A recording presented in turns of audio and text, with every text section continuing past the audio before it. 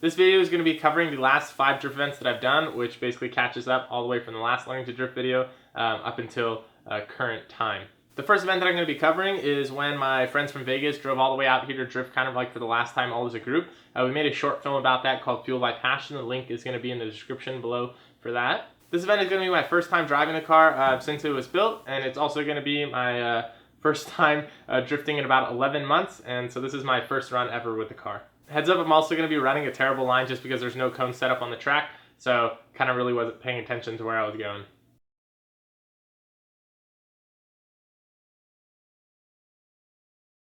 I already pushed it, so if you push it again, it paused. Does it have a nope. It's Gucci! Drive that car, Adele, with that fancy Suede. Yeah, be careful.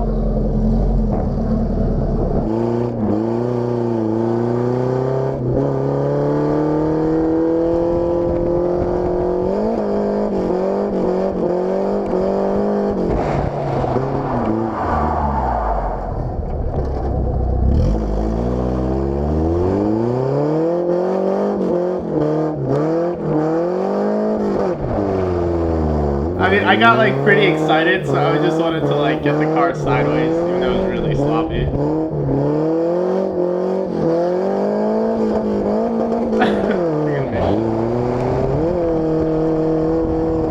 Oh yeah, and then of course I tried launching, like, okay bro.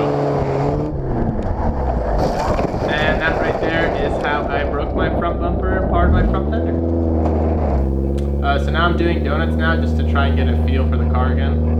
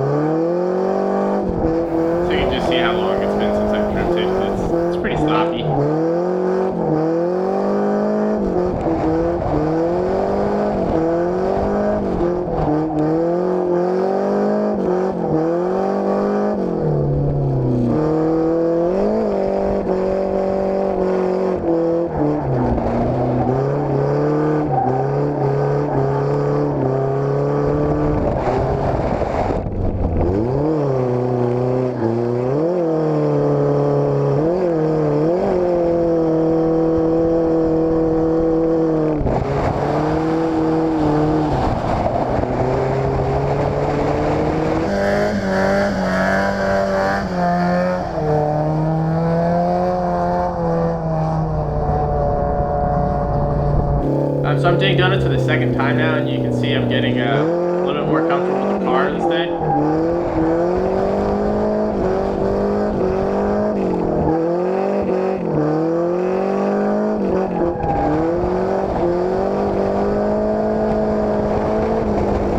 So this is me falling behind Zach. Zach has an SR as well as Wise valve on his car, so it's just a fun comparison between the two.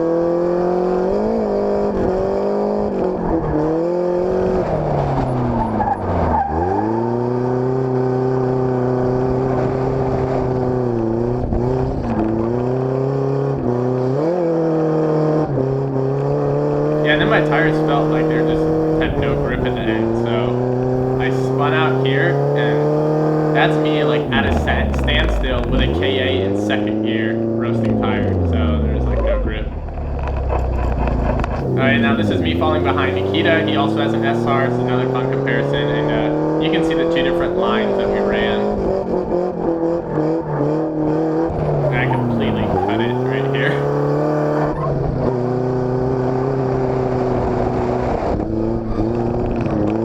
Nikita, he spins at the end right here just because he was trying to go slow, so that way I could try and keep up with him. But yeah, the majority of the time I messed up that day was just not being able to control my angle. So the car has stock angle, and when you have stock angle, you learn to control your angle. So that's kind of what I was trying to do that day.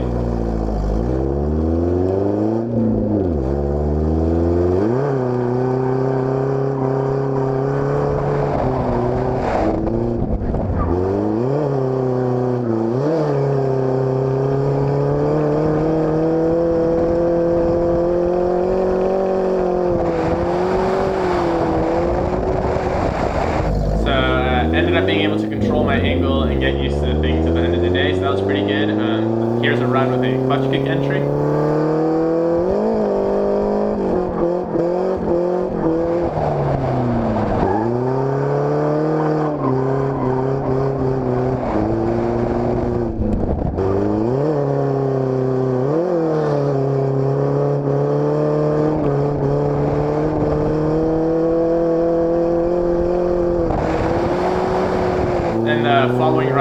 that one is the brake entry.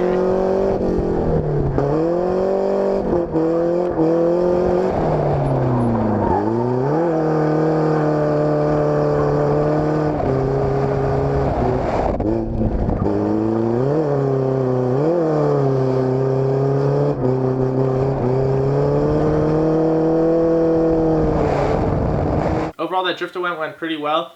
Kind of got a feel for the car, got used to how things were. Nothing went wrong with the car, so I was happy with it. Next event I did was with my friend Chandler, and it was just kind of another drift day to, get more seat time and test out the car and get used to things. And I will also be running some pretty terrible lines this day as well, just because there's no cone set up on the track. It's like the gayest head nod ever. Okay, so this is the first run of the day, so I'm gonna start off with some donuts just to get used to things.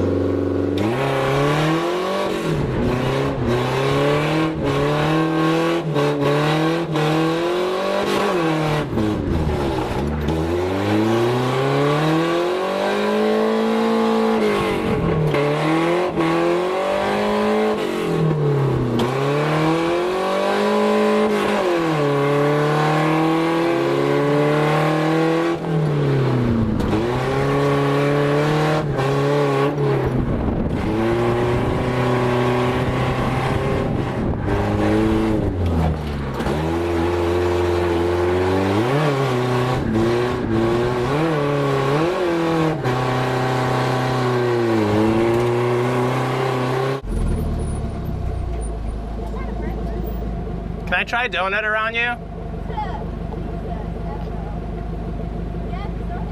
Okay. Okay.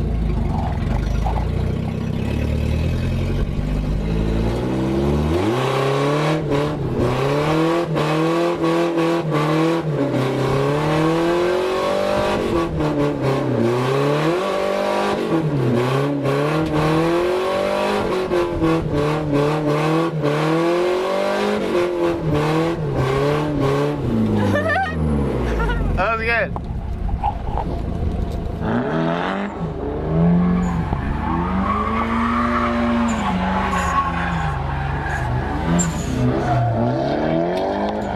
This event was when I started to notice the massive wheel hop that the car was getting, so pay attention to that on the following runs.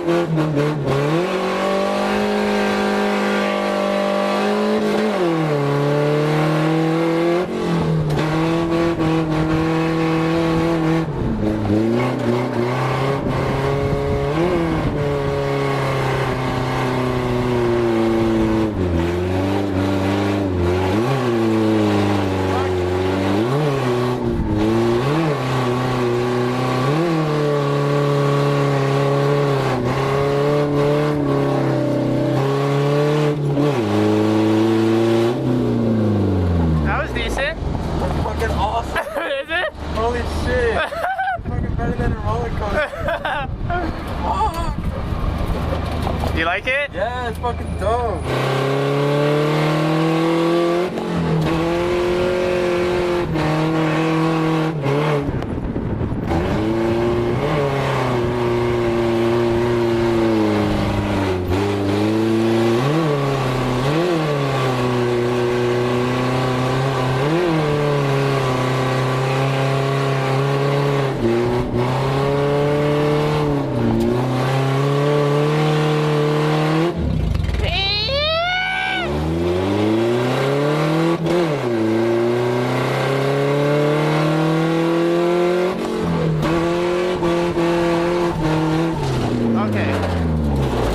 Check that out because I shouldn't be wobbling that violently. And everything seemed fine with the car, so I went back out to test it again to see if it would still do it.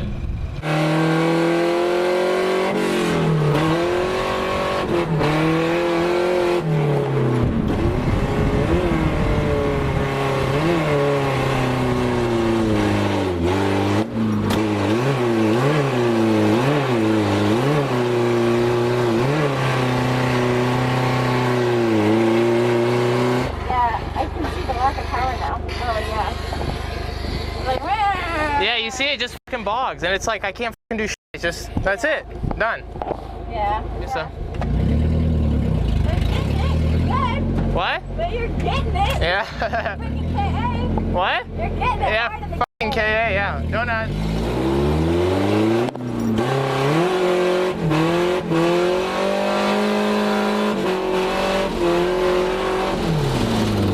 What the fuck was that? Yeah, yeah. The wheel hop was actually so violent there that I ended up breaking a tow rod in the rear. But I was lucky enough that Nikita drove an hour and a half out in order to bring me an OEM tow rod to put in my car and make it drivable again. But with the camber dialed out to -0.5 degree in the rear, the OEM tow rod couldn't actually fit. So I had to dial the camber down to -6 degrees in the back right side of the car. So that way I get the OEM tow rod to fit. So the last runs I did that day were on -6 degrees of camber on the back right wheel and -0.5 degree on the back left wheel.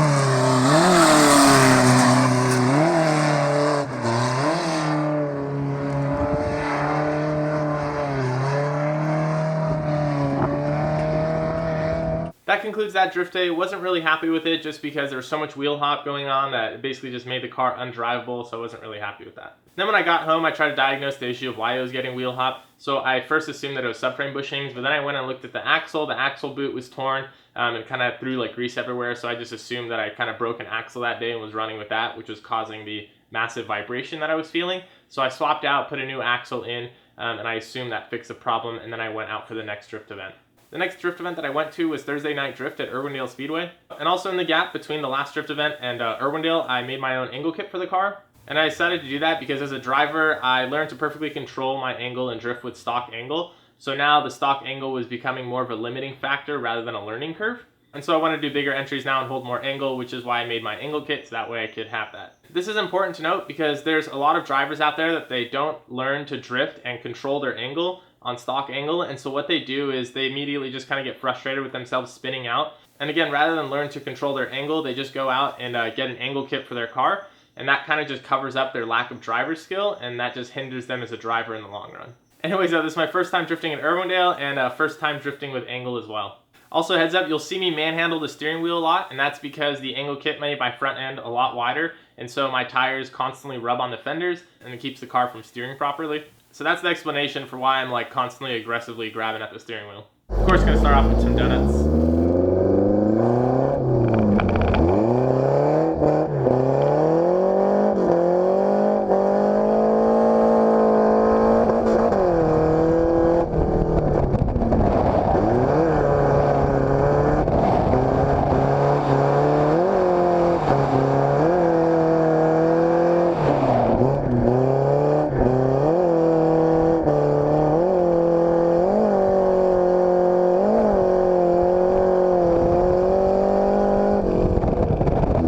Still kind of getting used to the track at this point.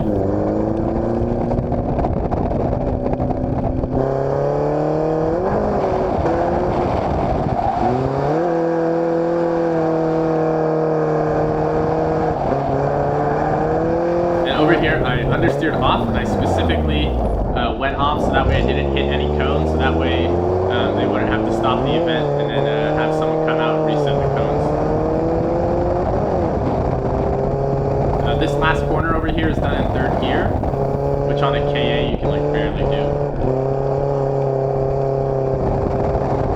The next few runs I kind of got a hang of the track, so it was a hang of the angle kit, so I was pretty much just doing some pretty consistent runs.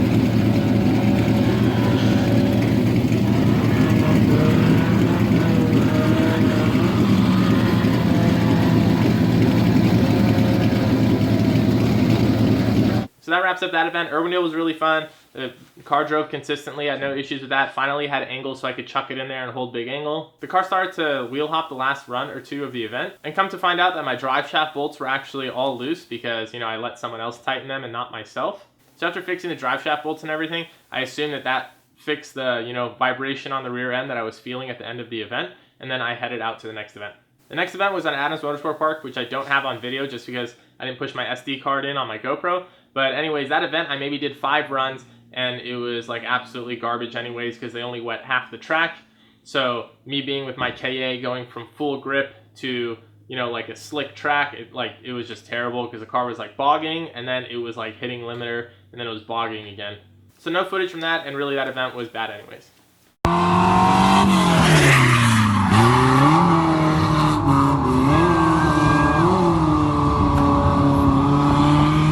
After Adams Motorsport Park was the most recent event I've done, and that was another drift day. Went out there with my friends. So I went out there with Ruthina Gomer, George Lotta, Alex Grimm, my friend Nikita, and a few other guys, and just, you know, kind of went to have a fun day.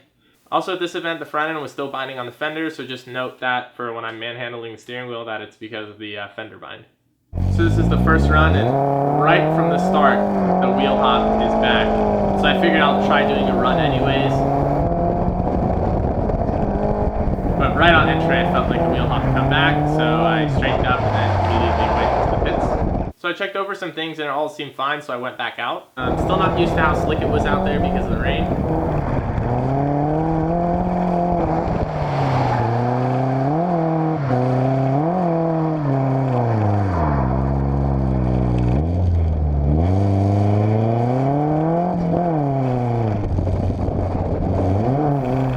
Right there, immediately noticed that there was still a wheel hop, so something else was up.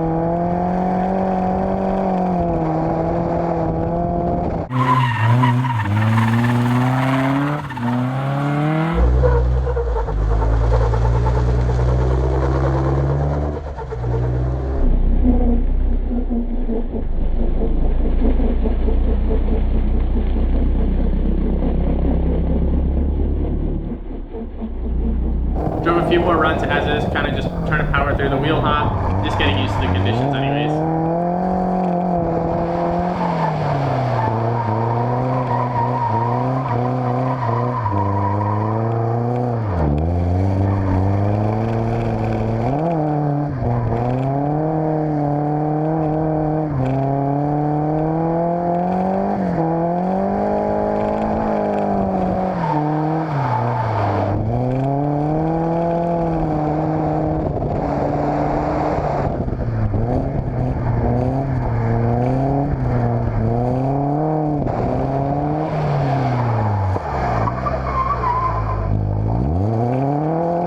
Right there's a ton of wheel hop again, and so I took it back into the pits. I talked with George from V Motorsports as well as Alex Grimm. We decided to dial in my preload because I had absolutely none in order to get the car to sit a lot lower.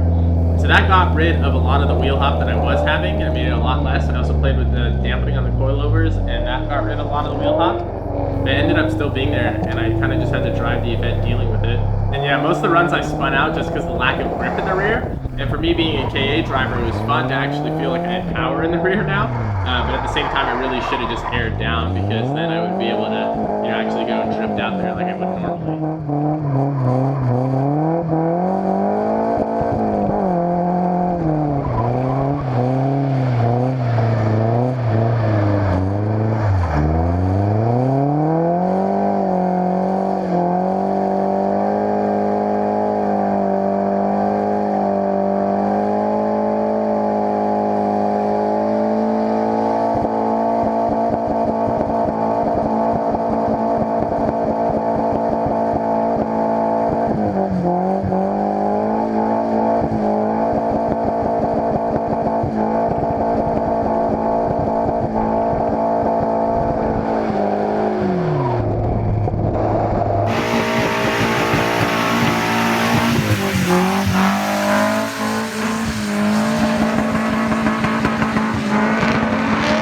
Yeah, then I started to get a hang of it with how little grip there was in the rear, and then started to run better lines as well.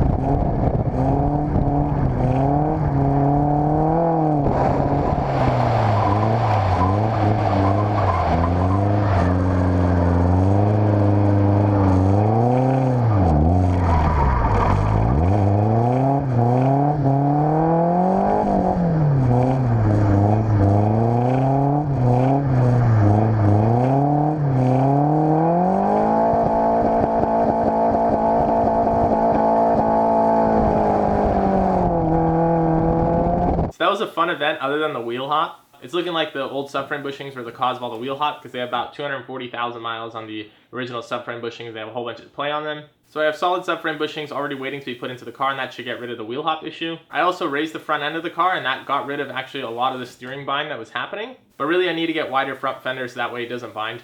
Anyways, moving on from that, you guys know I'm not a big fan of street drifting. However, I did want to test the steering up front and see if I could, let go of the steering wheel and it kind of just, actually steers itself and doesn't bind. So you can see a short clip of me testing that out and, finally being able to toss the car side to side without having to manhandle the steering wheel.